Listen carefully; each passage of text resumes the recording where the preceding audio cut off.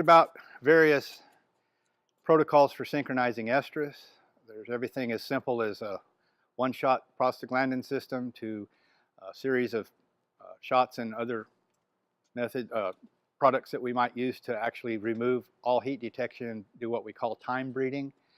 Some of these protocols actually are a combination of both. It basically narrows down your time for heat detection from maybe 21 or 12 days down to just 2 or 3 or 4 days. Again, if you don't want to do any heat detection at all, there are protocols to do that.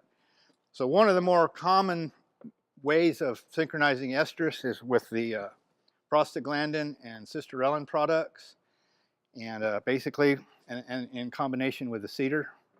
So the prostaglandin, if you'll remember from earlier, basically is going to remove the CL corpus luteum from the ovary. When that CL is no longer there, it opens up her reproductive cycle to either come into heat naturally after removal of the CL, or maybe we can give some other products to help move that along. So the thing to luteolise is probably the most common, or one of the most common prostaglandins. The thing to know about luteolise, prostaglandins are all intermuscular as well as the GnRH, but luteolise is 5 cc's. Okay, the analogs, estromate, some of these other analogs are 2 cc's.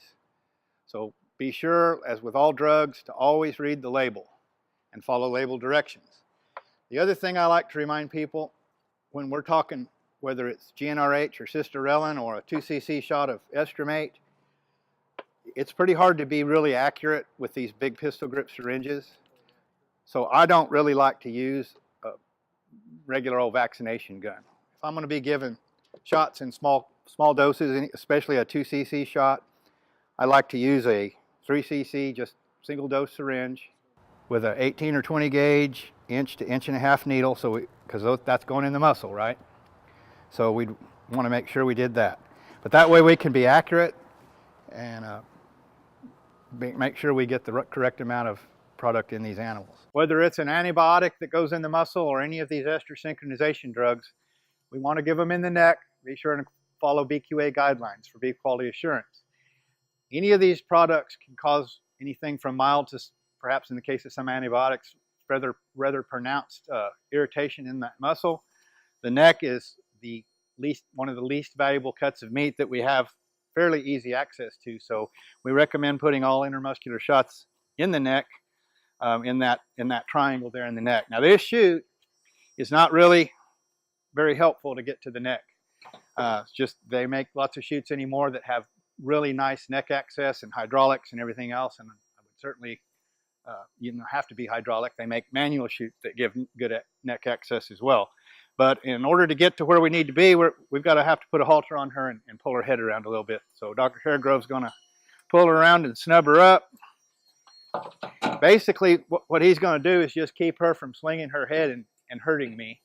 He'll just get her snug there. I can get to that neck, but I couldn't really do it. And I'd like to be a little bit further back than right here.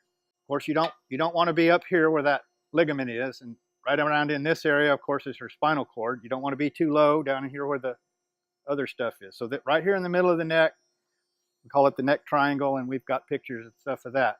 But I'm, palpate that, make sure I've got the muscle. I'm just going to stick her there and give that shot.